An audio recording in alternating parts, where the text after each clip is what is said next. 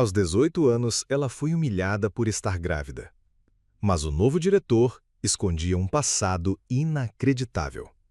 Antes de começar, comenta aí de qual cidade ou país você está assistindo. Amo ver como nossas histórias cruzam fronteiras. O sol da manhã esquentava o asfalto rachado da Rua das Flores, quando Maria Helena ajustou a blusa pela terceira vez antes de atravessar o portão da Escola Estadual Padre Antônio. Aos 18 anos, ela havia aprendido a caminhar de forma que ninguém percebesse o que seu corpo tentava esconder há 3 meses. Os passos eram calculados, a postura ereta, o material escolar pressionado contra o peito como um escudo invisível. As náuseas matinais haviam se tornado sua companhia mais fiel. Naquela manhã, ela havia vomitado 2 vezes antes de sair de casa, segurando o cabelo castanho com uma mão enquanto a outra se apoiava na pia rachada do banheiro.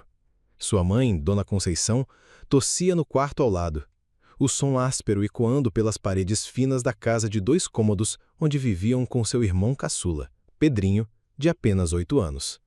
Vai dar tudo certo, murmurou para si mesma, repetindo as palavras que havia se tornado um mantra. Mas o aperto no estômago não era apenas da gravidez. Era um medo. O medo dos olhares, das sussurradas, da descoberta inevitável. A escola fervilhava com o burburinho típico do início das aulas. Maria Helena cumprimentou alguns colegas com acenos discretos, evitando conversas mais longas.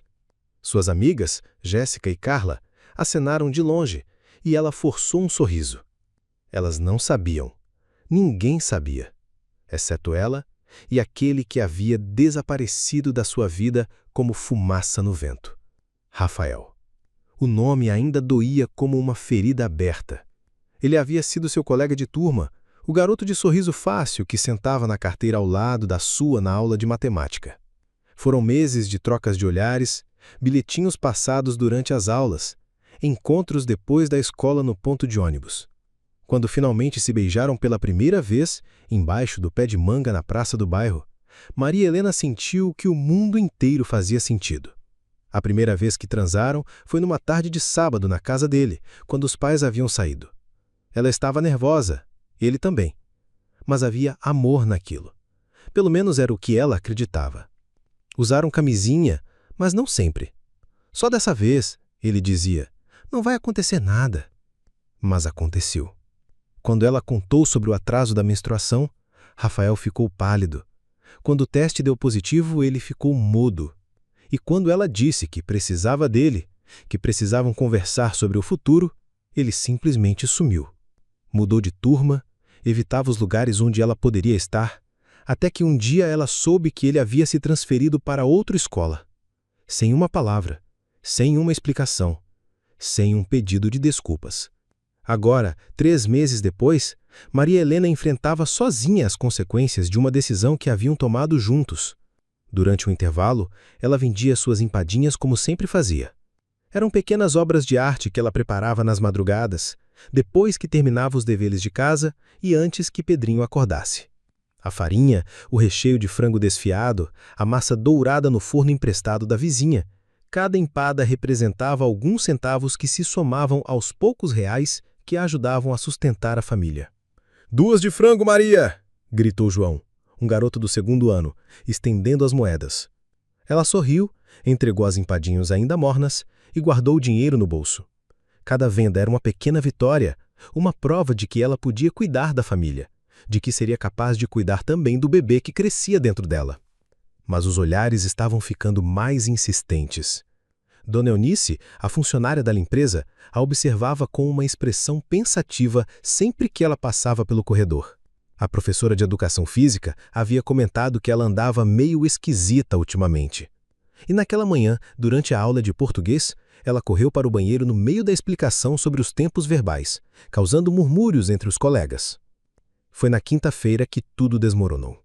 Maria Helena estava guardando os livros no armário quando ouviu seu nome sendo chamado pelo alto-falante da escola. "Maria Helena Santos, comparecer imediatamente à diretoria." O coração disparou. Ela sabia, no fundo da alma. Sabia que havia chegado a hora. Diretora Margarete Silva era uma mulher de 50 e poucos anos, cabelos grisalhos sempre presos num coque rígido, óculos de armação metálica que refletiam uma autoridade implacável. Sua sala cheirava a naftalina e desinfetante, e as paredes eram decoradas com diplomas e certificados que atestavam seus anos de dedicação à educação. "Sente-se", disse sem levantar os olhos dos papéis sobre a mesa. Maria Helena obedeceu, as mãos tremendo sobre o colo. "Chegaram ao meu conhecimento certas situações", disse a diretora, finalmente erguendo o olhar. "Situações que comprometem o ambiente escolar e que dão mau exemplo às outras alunas." "Eu não entendo, diretora." "Não finja comigo, menina. Você está grávida." As palavras caíram como pedras. Maria Helena sentiu o mundo girar, a garganta secar. Não havia como negar. Não havia como fugir. Eu posso explicar." "Não há explicação que justifique essa irresponsabilidade. Esta é uma instituição de ensino, não um local para se exibir os resultados de comportamentos inadequados." "Mas eu não fiz nada de errado. Eu continuo estudando, minhas notas estão boas, Você é um mau exemplo para as outras meninas. Não posso permitir que permaneça aqui nessas condições." A diretora abriu uma gaveta e retirou um papel. "Esta é a sua transferência compulsória. Você está oficialmente desligada desta escola." Maria Helena sentiu as lágrimas queimarem os olhos. "Por favor, diretora, eu preciso estudar. Minha família, eu preciso terminar o ensino médio." "Deveria ter pensado nisso antes." A voz da mulher era fria como gelo. "Uma menina grávida não tem lugar numa escola decente. Assine aqui." Com as mãos tremendo, Maria Helena assinou o papel que selava a sua expulsão. Cada letra era uma punhalada. Cada palavra, uma porta que se fechava para sempre. Ela saiu da sala da diretoria carregando seus livros e sua dignidade em frangalhos. No corredor, alguns alunos a observavam com curiosidade e pena. Outros desviavam o olhar, constrangidos. As amigas Jéssica e Carla correram até ela. "O que aconteceu? Por que você está chorando?" Maria Helena não conseguiu responder. Apenas balançou a cabeça e seguiu em direção ao portão. Cada passo, uma despedida silenciosa do futuro que havia sonhado. Na rua, sozinha sob o sol escaldante do meio-dia, ela olhou para trás uma última vez. A escola estadual Padre Antônio se erguia como uma fortaleza impenetrável. Suas paredes pintadas de verde claro agora pareciam cinzas aos olhos dela. Ela enxugou as lágrimas com as costas da mão e respirou fundo. Não havia mais volta. Não havia mais desculpas. Havia apenas ela, seu bebê e a certeza de que precisava encontrar uma forma de continuar estudando, nem que fosse sozinha, com livros emprestados e a força de vontade que sempre a havia sustentado.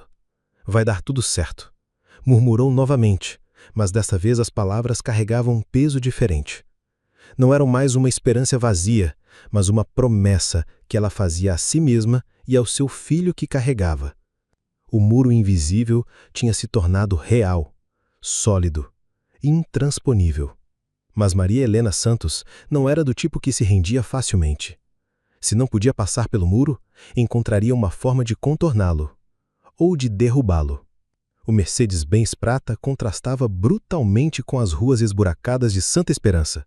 Rafael Alcântara observava pela janela do banco atrás as casas simples, os fios emaranhados nos postes e as crianças brincando descalças na calçada. Aos 42 anos, ele tinha trocado os arranha-céus de vidro de São Paulo por esta pequena cidade do interior. E a ironia não passou despercebida. "É aqui, doutor", anunciou o motorista. Estacionando em frente ao portão verde desbotado da Escola Estadual Padre Antônio. Rafael dispensou o carro e ficou sozinho na calçada, observando o prédio que seria seu novo desafio. A pintura descascava, algumas janelas tinham vidros quebrados, remendados com fita adesiva, e o pátio precisava urgentemente de reforma. Era exatamente o oposto do que ele estava acostumado em suas empresas de tecnologia, onde tudo funcionava com precisão milimétrica. Mas era exatamente isso que ele precisava. Aos 20 anos, Rafael havia construído um império empresarial, desenvolvendo softwares que revolucionaram o mercado financeiro. Dinheiro nunca foi problema. Reconhecimento, sucesso, poder, Tudo isso ele havia conquistado antes dos 30. Mas aos 40, quando deveria estar celebrando o auge da carreira, uma única decisão empresarial equivocada havia destruído não apenas milhões em investimentos, mas dezenas de famílias que perderam seus empregos. A última gota foi receber uma carta de uma ex-funcionária, mãe solteira, contando como a demissão havia afetado a educação dos filhos. Foi naquela noite, sozinho em seu apartamento de cobertura, que Rafael decidiu que precisava fazer algo diferente com sua vida. Algo que realmente importasse. E assim surgiu a oportunidade na escola Padre Antônio. Senhor Alcântara? Uma voz feminina o tirou dos pensamentos. Era uma mulher jovem de cerca de 30 anos, com um sorriso caloroso e olhos cansados. Sou Ana Paula, a coordenadora pedagógica. Bem-vindo. Ele apertou a mão dela, notando as unhas roídas e o esmalte descascado. Sinais de estresse que ele conhecia bem do mundo corporativo. Obrigado. Posso conhecer as instalações? O tour foi revelador e deprimente. A biblioteca estava trancada há 2 anos por falta de funcionário responsável. O Grêmio Estudantil havia sido dissolvido depois de problemas disciplinares. A sala dos professores tinha apenas 4 docentes para uma escola de 300 alunos, e todos pareciam estar ali mais por obrigação do que por vocação. E a taxa de evasão? Perguntou Rafael, folheando uma pasta com números que não mentiam. 40% no último ano. Respondeu Ana Paula, baixando os olhos. A diretora anterior tinha métodos rígidos. Rafael havia lido sobre Margarete Silva. Métodos rígidos eram um eufemismo educado para autoritarismo puro. A mulher havia administrado a escola como uma prisão, expulsando alunos por motivos questionáveis e criando um ambiente de medo que afastava tanto estudantes quanto professores. Vamos mudar isso, disse ele, surpreendendo a coordenadora com firmeza na voz. Na primeira semana, Rafael tomou decisões que causaram alvoroço. Mandou destrancar a biblioteca e contratou uma bibliotecária. Comprou novos livros, computadores e material escolar com recursos próprios. Reativou o Grêmio Estudantil e convocou eleições para representantes de classe. Os professores o observavam com uma mistura de esperança e ceticismo. Mais um playboy de São Paulo que vai desistir em 6 meses, murmurou a professora de português, Dona Fátima, sem saber que Rafael havia escutado. Mas ele não era como os outros. Chegava cedo, saía tarde, conhecia cada aluno pelo nome. Durante os intervalos, circulava pelo pátio, conversava com os estudantes, ouvia suas histórias. E que histórias eram aquelas? Jéssica, do 3º ano, trabalhava numa padaria das 5 da manhã às 7, para poder estudar. Carlos, do 2º, cuidava dos 3 irmãos menores enquanto a mãe trabalhava como diarista. Mariana sonhava em ser médica, mas não tinha dinheiro nem para comprar livros preparatórios para o vestibular. Cada conversa era uma lição de humildade para Rafael. Esses jovens enfrentavam obstáculos que ele jamais havia imaginado, mas mantinham vivos seus sonhos, com uma determinação que o impressionava. Foi numa tarde de quinta-feira, quando organizava os arquivos da antiga diretoria, que Rafael encontrou a pasta com as transferências compulsórias do último ano. O nome saltou da página como um soco no estômago. Maria Helena Santos. Motivo da transferência? Gestação incompatível com o ambiente escolar. Rafael releu o documento 3 vezes, sentindo uma raiva crescer no peito. Gestação incompatível? Que tipo de mentalidade retrógrada era aquela? Ele verificou as notas da garota, excelente aluna, participativa, sem problemas disciplinares. Havia sido expulsa simplesmente por estar grávida. Ana Paula, me fale sobre Maria Helena Santos. O rosto da mulher se fechou imediatamente. Ah, essa? Foi um caso complicado. A diretora achou melhor. Melhor expulsar uma aluna exemplar por estar grávida? Senhor Rafael, o senhor não entende.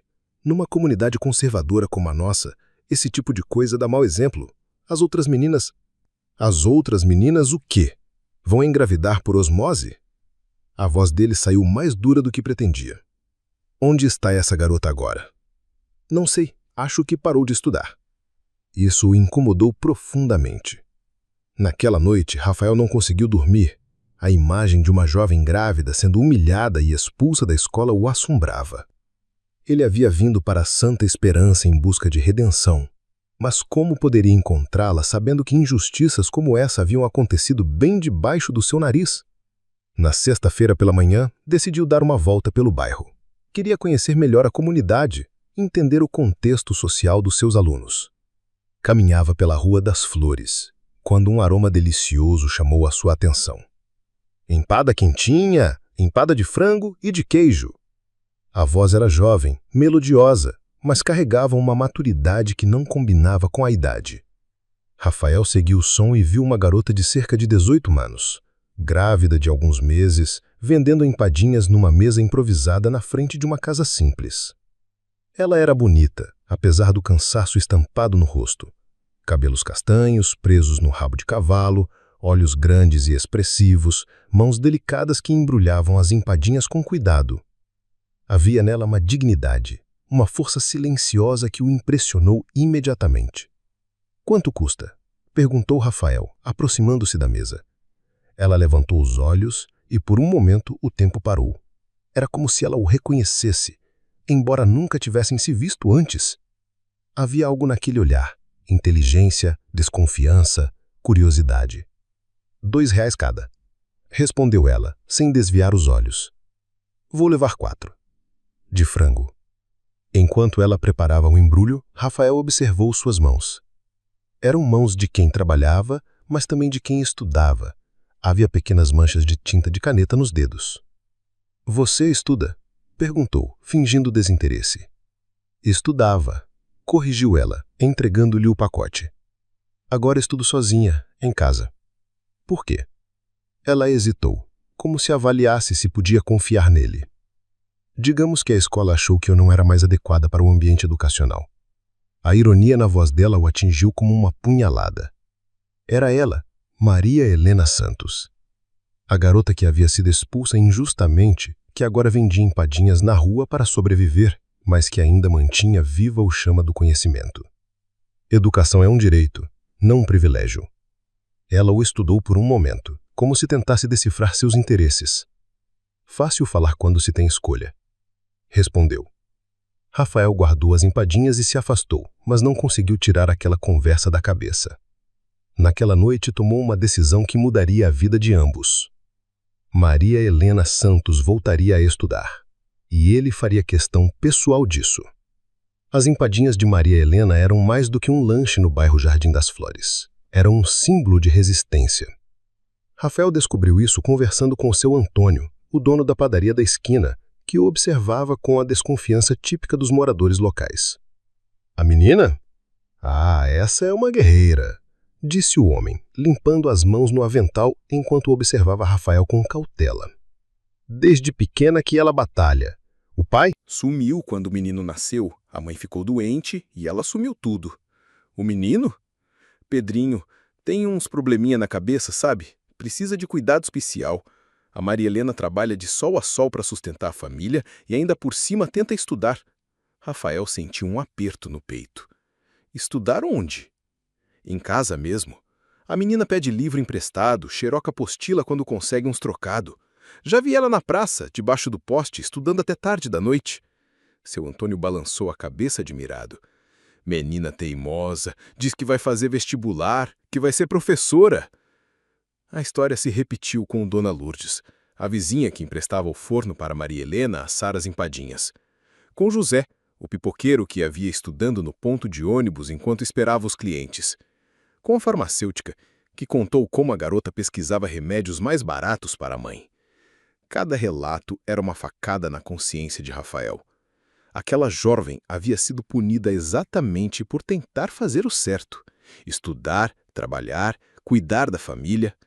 E a escola, que deveria ser seu refúgio, havia se tornado mais um obstáculo. Ele conhecia aquela dor. A dor de quem luta sozinho, de quem carrega responsabilidades que não deveria carregar, de quem é julgado pelas circunstâncias, em vez de pelos esforços. Na segunda-feira seguinte, Rafael apareceu novamente na mesinha improvisada de Maria Helena. Desta vez, ela o reconheceu imediatamente. e seu rosto se fechou. Não precisa comprar empada todo dia só por pena, disse ela, sem levantar os olhos dos quitutes que arrumava. Não é pena, respondeu ele, surpreendendo-a com a sinceridade. É admiração. Ela o encarou então, desconfiada. Admiração por quê? Pelo que você faz, pelo que você é. O senhor nem me conhece? Sei que você cuida da mãe doente e do irmão.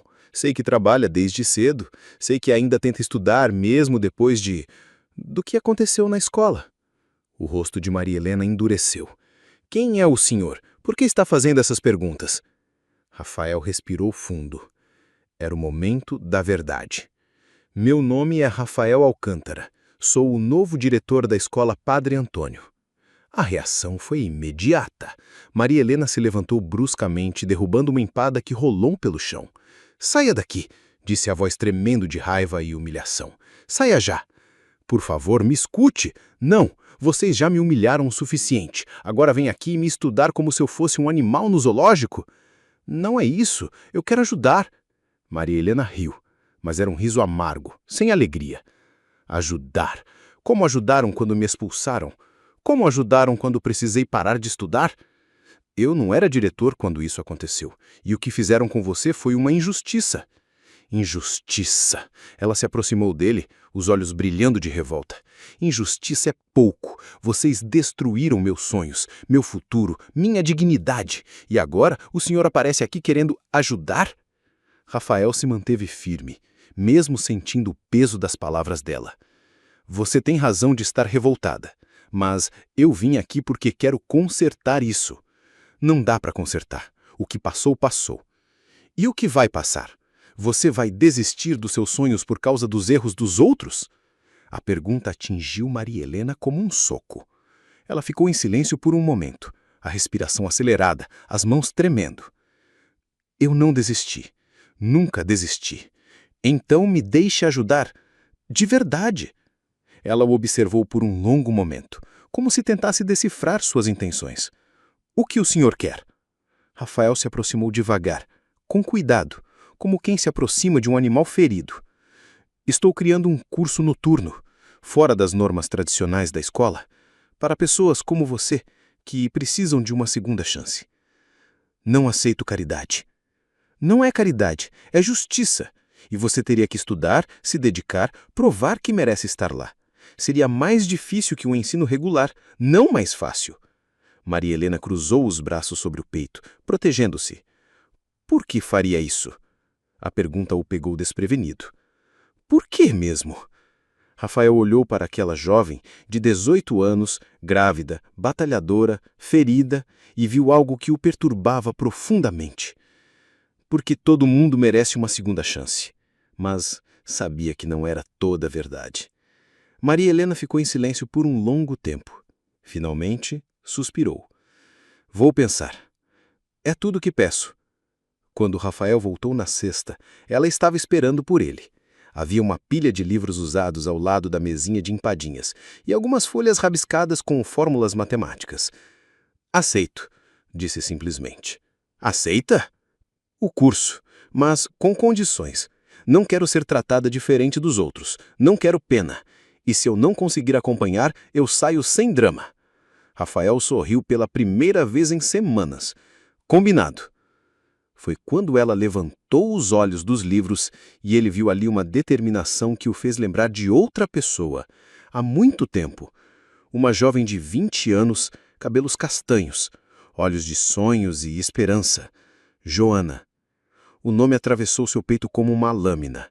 Por um momento ele não estava mais na Rua das Flores com Maria Helena, mas numa kitnet em São Paulo, há 22 anos com uma garota que o amava mais do que ele merecia. Joana Silva, 19 anos, estudante de pedagogia, sonhava em ser professora de crianças especiais. Eles haviam se conhecido numa festa da faculdade e ela se apaixonou pelo jovem empreendedor cheio de planos e ambição. Ele se deixou levar pelo carinho dela, pela admiração que via nos olhos dela, pela forma como ela acreditava nele.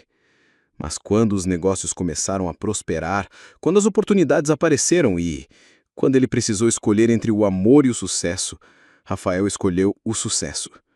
Terminou com ela numa conversa fria, dizendo que precisava focar na carreira, que ela o atrapalhava, que não tinha tempo para relacionamentos sérios. Joana chorou, implorou, prometeu que não o atrapalharia, mas ele já havia decidido.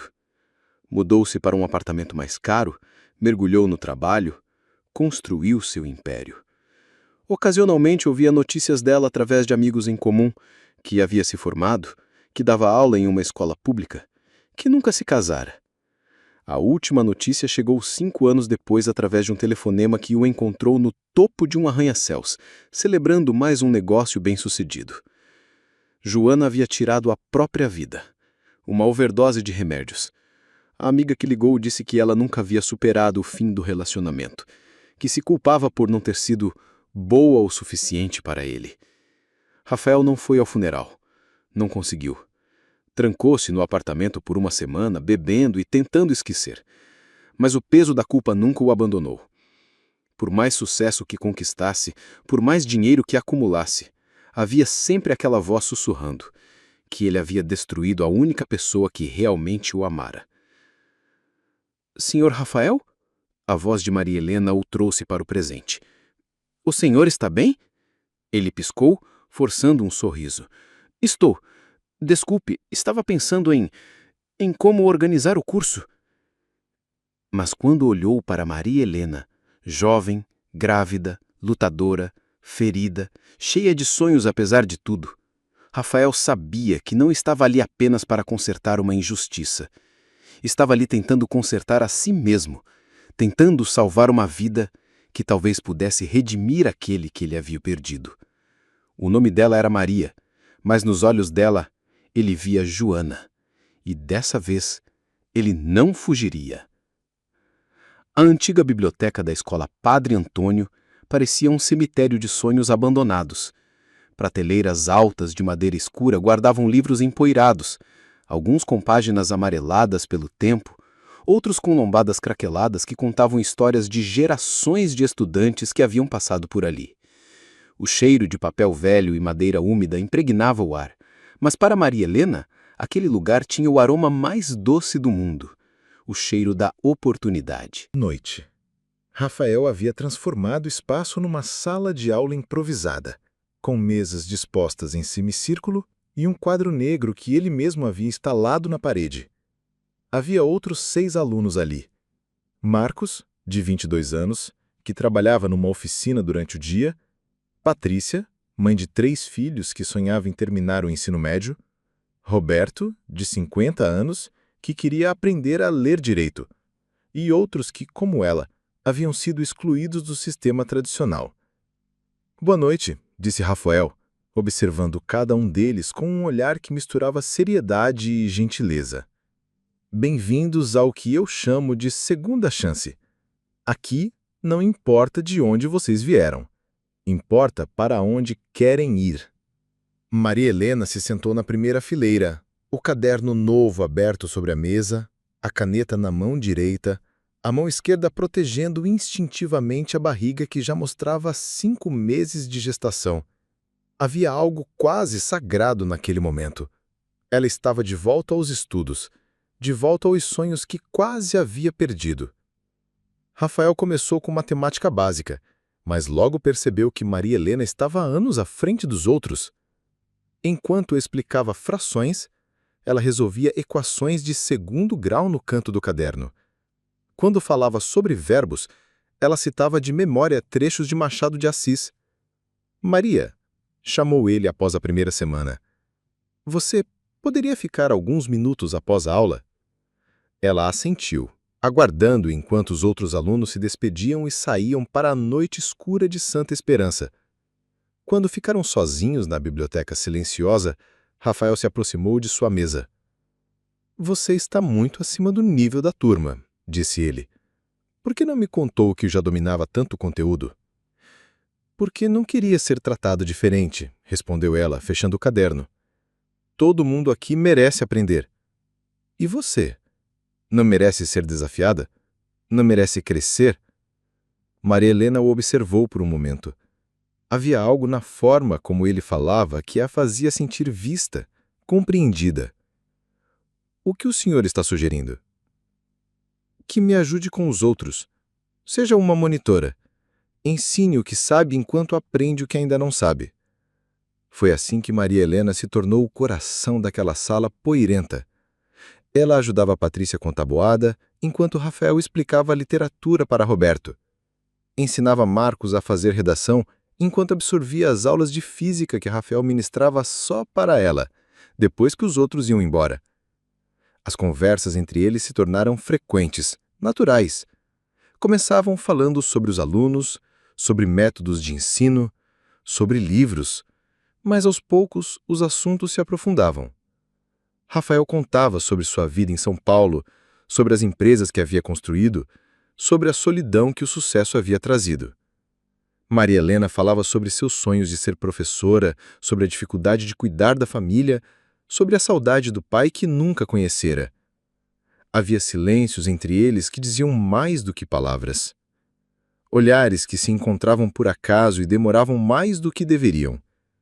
Sorrisos que apareciam sem motivo aparente, mas com significados profundos. Uma noite de quinta-feira, enquanto Rafael explicava trigonometria só para ela, Maria Helena perguntou: "Por que o senhor faz isso?" "Ensinar trigonometria?" Ele brincou, mas logo ficou sério. "Você quer a resposta diplomática ou a verdadeira?" "A verdadeira." Rafael parou de escrever no quadro e se virou para ela. "Porque, quando olho para você, vejo uma força que eu gostaria de ter tido. Vejo alguém que não desiste, mesmo quando o mundo inteiro conspira contra." "O senhor me idealiza demais", disse ela baixando os olhos. "Eu sou só uma garota grávida que quer terminar os estudos." "Você é muito mais do que isso." Na sexta-feira seguinte, uma tempestade desabou sobre Santa Esperança. A chuva começou durante a aula e foi se intensificando, até que os trovões pareciam rachar o céu. Quando chegou a hora de ir embora, a água caía em torrentes que transformaram as ruas em rios. "Não dá para sair nessa chuva", disse a Rafael, observando pela janela da biblioteca. "Vou ligar para um táxi." "Não precisa", respondeu Maria Helena. "Eu espero parar." Mas a chuva não parou. 1 hora se passou, depois 2. Os outros alunos haviam conseguido caronas ou haviam enfrentado a tempestade. Restaram apenas eles dois na biblioteca silenciosa, iluminada pela luz amarelada de uma lâmpada antiga. Rafael preparou um chá na pequena cozinha que havia improvisado no fundo da biblioteca. Maria Helena se acomodou numa poltrona velha, cercada por livros, acariciando a barriga enquanto o bebê se mexia. "Ele está inquieto hoje", disse ela, sorrindo. "Ele? Eu não sei se é menino ou menina, mas gosto de pensar que é ele." Ela fez uma pausa. "Quero chamar de Gabriel se for menino. Significa força de Deus." Rafael sentou numa cadeira próxima, oferecendo-lhe a xícara de chá. "E se for menina?" "Esperança, como o nome da cidade." Eles ficaram em silêncio por um momento, ouvindo a chuva bater no telhado. Foi então que Maria Helena começou a falar. Contou sobre a infância difícil, sobre a mãe que adoecera quando ela tinha 15 anos, sobre Pedrinho e suas necessidades especiais, sobre a responsabilidade que havia assumido cedo demais. Falou sobre o primeiro namorado, sobre como se apaixonara, sobre a decepção quando ele desapareceu. Falou sobre a humilhação na escola, sobre as noites em claro estudando sozinha, sobre o medo de não conseguir dar uma vida digna ao filho que esperava. Rafael ouviu em silêncio, os olhos fixos nela, o coração apertado a cada palavra. Quando ela terminou, havia lágrimas em seus olhos. "Você é a pessoa mais corajosa que já conheci", disse ele, a voz rouca de emoção. "Não me sinto corajosa. Me sinto cansada." Coragem não é não ter medo. É continuar apesar do medo. Maria Helena o olhou então. Realmente o olhou, como se o visse pela primeira vez.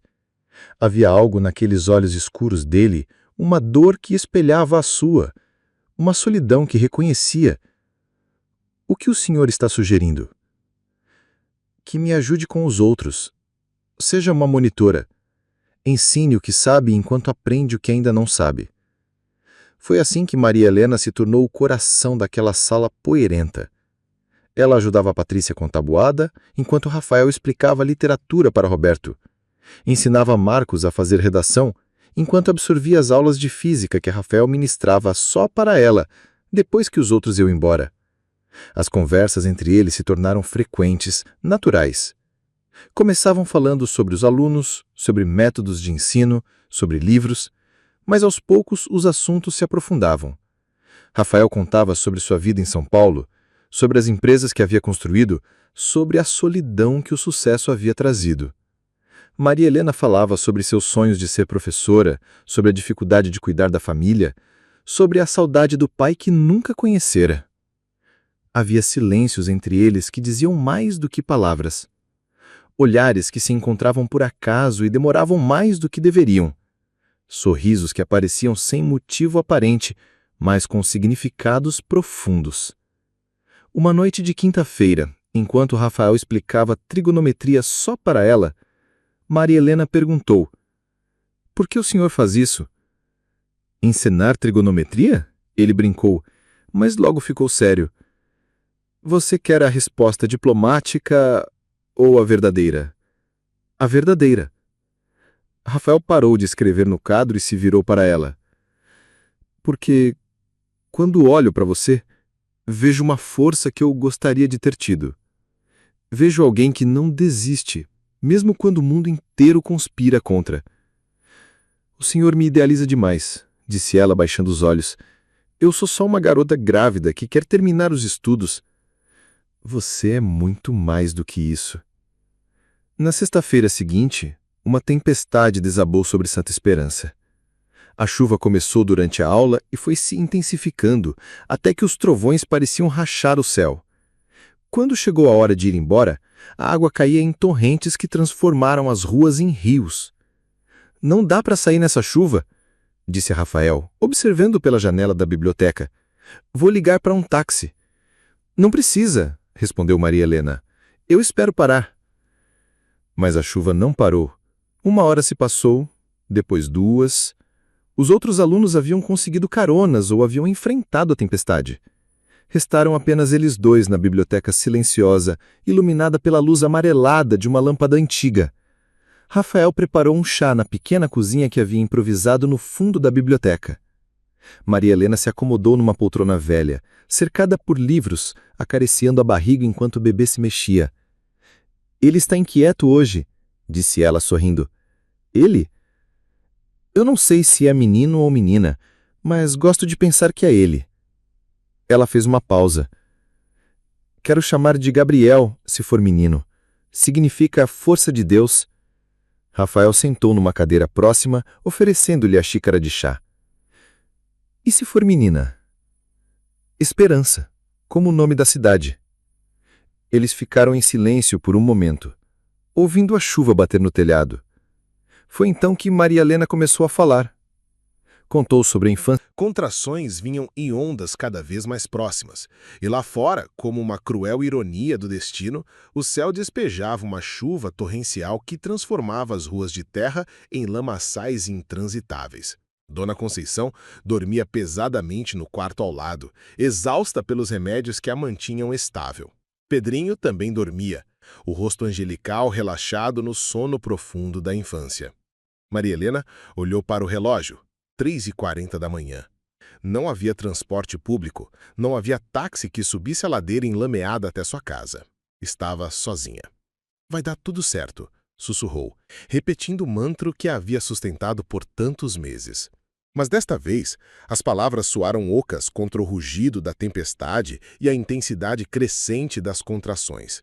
Ela tentou se levantar e uma dor aguda a dobrou ao meio. O bebê estava vindo. Não havia mais como negar. Com movimentos trêmulos, conseguiu chegar até a janela e abri-la. A chuva entrou como uma cascata, molhando o chão de madeira velha. "Socorro!" gritou para a noite tempestuosa. "Alguém me ajude!" Dona Eliete, a vizinha insone que sofria de reumatismo, ouviu o grito através da parede fina. Aos 70 anos, ela havia ajudado mais partos do que podia contar, mas nunca numa noite como aquela. "Já vou, menina!" gritou de volta, enrolando um chale sobre os ombros. "Aguenta firme!"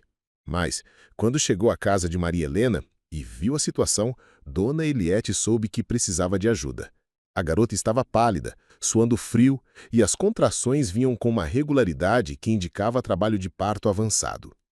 "Tem alguém que eu posso chamar?" perguntou, segurando a mão de Maria Helena durante uma contração. "Não", gemeu a jovem, "não tem ninguém." Foi então que Dona Eliette se lembrou.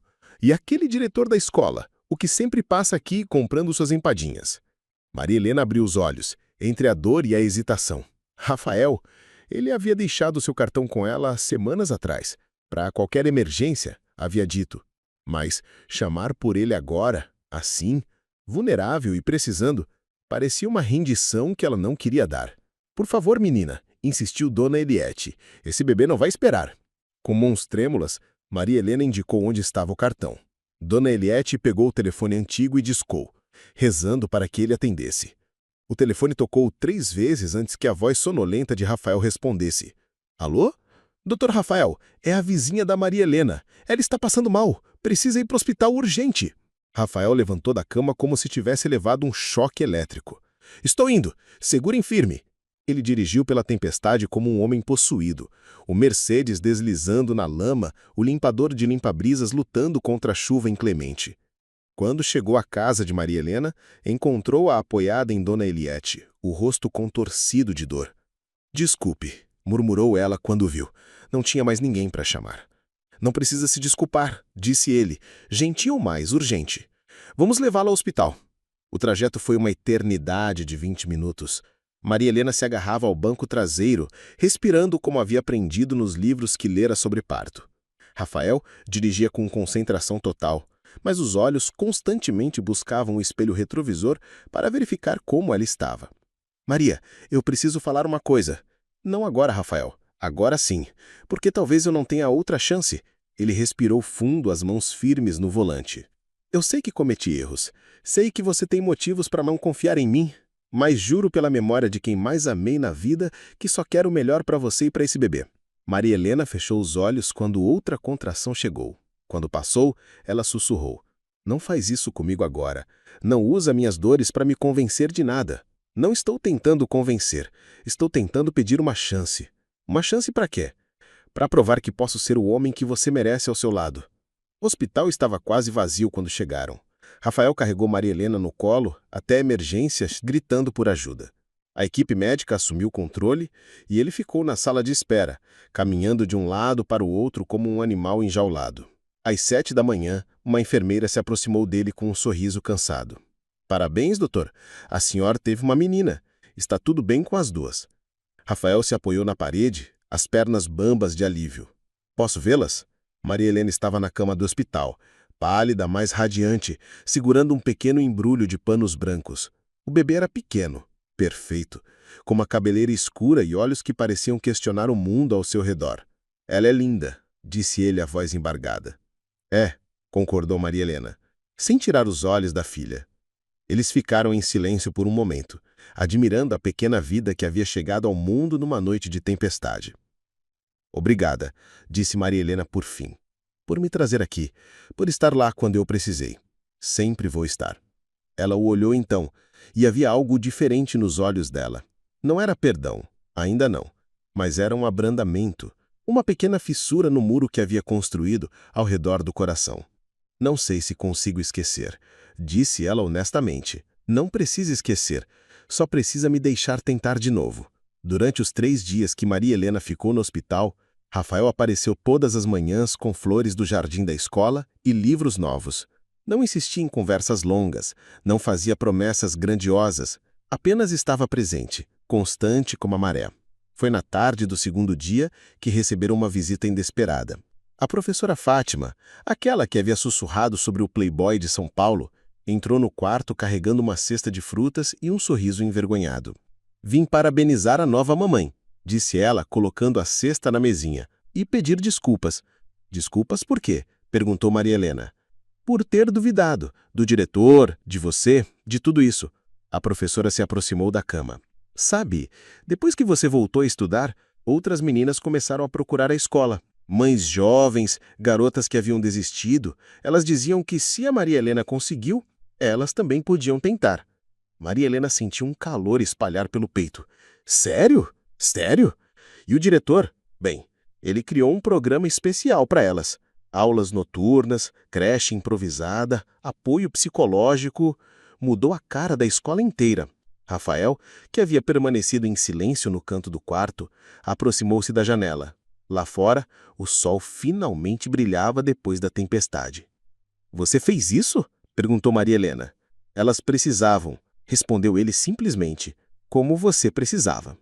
Quando Maria Helena recebeu alta, Rafael a levou para casa no mesmo carro que havia levado ao hospital. Mas dessa vez, havia 3 pessoas no banco traseiro. Ela, o bebê e Dona Eliette, que havia se nomeado voluntariamente como avó postiça. Como vai chamar a menina?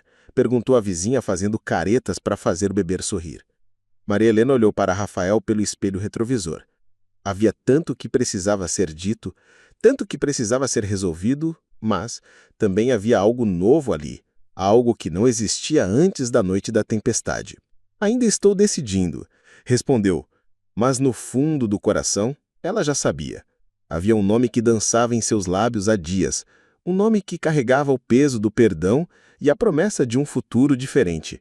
Só não sabia ainda se tinha coragem de pronunciá-lo. 6 meses depois, Maria Helena Santos subiu ao palco da Escola Estadual Padre Antônio, vestindo a bega azul marinho da graduação. A filha dormia tranquilamente no colo de Dona Conceição, que havia se recuperado bastante para estar ali, os olhos brilhando de orgulho. Pedrinho, agora com 9 anos, batia palmas entusiasmado, sem entender completamente o que estava acontecendo, mas sabendo que era algo importante para a irmã. O auditório improvisado, na verdade o pátio da escola decorado com lençóis brancos e vasos de flores, estava lotado.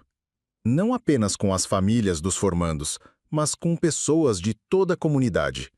Dona Eliette ocupava a primeira fileira, enxugando lágrimas orgulhosas. Seu Antônio, da padaria, estava lá com a esposa. Até mesmo algumas das meninas que haviam se inspirado na história de Maria Helena para voltar aos estudos estavam presentes, algumas com seus próprios bebês no colo. Rafael observava tudo do fundo do auditório, discreto como sempre havia se mantido nos últimos meses. Ele permanecera na cidade, dirigindo a escola, expandindo os programas de apoio, mas respeitando o espaço que Maria Helena havia pedido para processar tudo o que havia acontecido entre eles.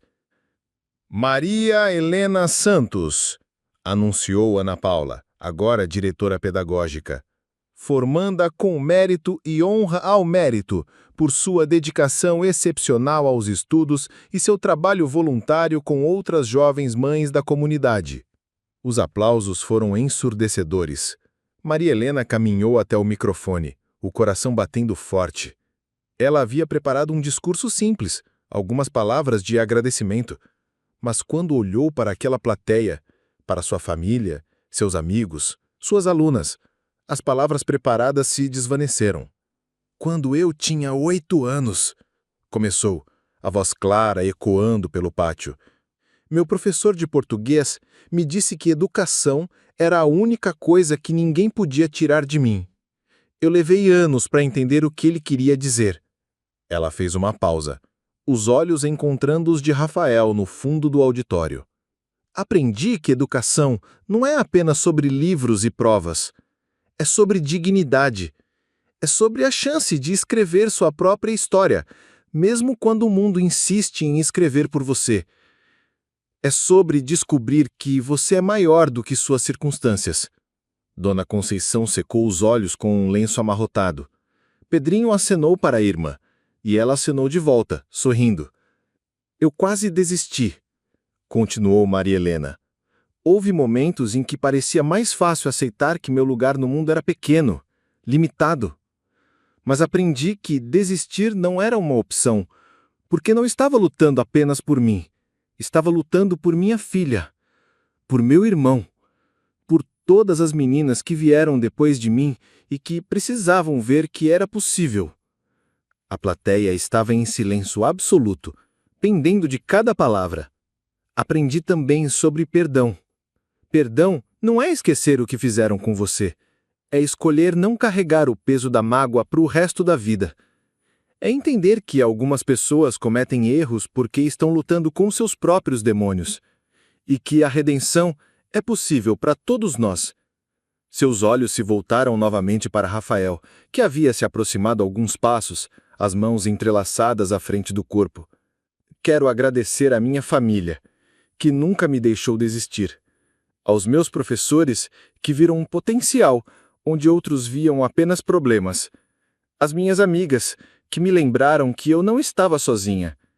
E especialmente à pessoa que acreditou em mim, quando eu mesma não acreditava. Que me deu não apenas uma segunda chance, mas a oportunidade de ajudar outras pessoas a terem suas segundas chances também. Os aplausos explodiram novamente, mas Maria Helena levantou a mão, pedindo silêncio. Há uma citação que li recentemente. Educação é a arma mais poderosa que você pode usar para mudar o mundo. Eu acredito nisso. Mas também acredito que, às vezes, o mundo muda uma pessoa de cada vez, uma história de cada vez, um ato de coragem de cada vez. Ela respirou fundo, olhando para a filha que dormia nos braços da avó. Hoje, não estou apenas me formando. Estou prometendo usar essa educação para garantir que nenhuma menina passe pelo que eu passei. Que nenhuma jovem mãe se sinta sozinha ou envergonhada. Que nenhuma história termine antes de ter a chance de ser realmente contada. Quando Maria Helena desceu do palco, foi cercada de abraços e parabéns. Mas seus olhos procuravam apenas uma pessoa. Rafael havia desaparecido da multidão. E ele a encontrou no mesmo lugar onde tudo havia começado. Na biblioteca, agora transformada em um espaço acolhedor com estantes novas, computadores modernos e uma área especial para as mães jovens estudarem com seus filhos. Ele estava de pé em frente à janela, observando o movimento lá fora. Quando ouviu os passos dela, se virou. Belo discurso, disse ele, um sorriso gentil nos lábios. Você ouviu? Cada palavra. Maria Helena se aproximou, carregando a filha que havia acordado e agora observava o mundo com olhos curiosos e alertas. Rafael, preciso te falar uma coisa. Ele assentiu, esperando. Deixa eu terminar. Ela sorriu, mas havia lágrimas nos seus olhos. Você não pode consertar o passado, nem o meu, nem o seu, mas pode escolher o que fazer com o futuro. Rafael se aproximou um passo. E o que você gostaria que eu fizesse? Em resposta, Maria Helena estendeu a filha para ele. O bebê foi naturalmente para os braços dele, como se o reconhecesse, como se pertencesse ali. Rafael a segurou com um cuidado infinito, e a menina o observou com aquela seriedade única dos bebês, como se estivesse avaliando sua alma. Ela sorri para você, observou Maria Helena, admirada. Desde a primeira vez que te viu, ela sorri. Ela é especial, murmurou Rafael, completamente encantado pela pequena criatura em seus braços. Ela é, e merece conhecer sua história toda, não apenas os pedaços bonitos. Maria Helena respirou fundo, preparando-se para o que viria a seguir. Por isso, vou contar a ela sobre o primeiro amor da vida dela. Rafael levantou os olhos confuso. Primeiro amor? Sobre uma mulher que você amou muito, mas que perdeu. Sobre como você carregou essa dor e como essa dor te trouxe até nós. Maria Helena tocou gentilmente o rostinho da filha. Sobre como, às vezes, as pessoas que perdemos continuam nos guiando, mesmo depois que se vão. As palavras atingiram Rafael como um raio. Ele parou de respirar. Como? Você fala o nome dela quando está dormindo. Quando veio me visitar no hospital, quando cochilou na cadeira ao lado da minha cama. Maria Helena sorriu através das lágrimas. Joana. Rafael sentiu as pernas fraquejarem. Ele se apoiou na mesa, ainda segurando o bebê, os olhos marejados. Eu queria contar sobre ela.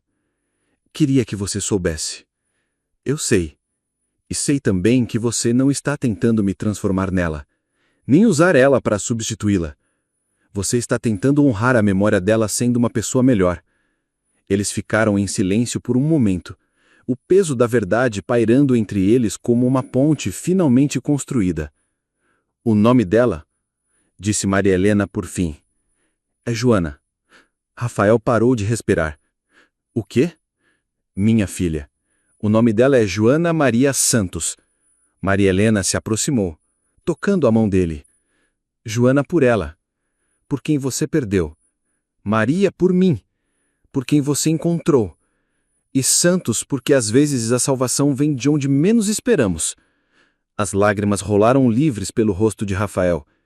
Ele olhou para a menina em seus braços, Joana, que o observava com aqueles olhos sábios dos bebês, e sentiu algo se soltar no peito. A culpa que carregara por tanto tempo, o peso da perda, a dor do arrependimento. Tudo isso não desapareceu, mas se transformou em algo diferente. Em gratidão, em esperança, em amor. Obrigado, sussurrou ele, a voz quebrada. Obrigado por me dar uma chance de recomeçar. Não estou te dando uma chance, corrigiu Maria Helena, aproximando-se mais. Estou te convidando para construir uma junto comigo. Quando se beijaram, ali, na biblioteca silenciosa,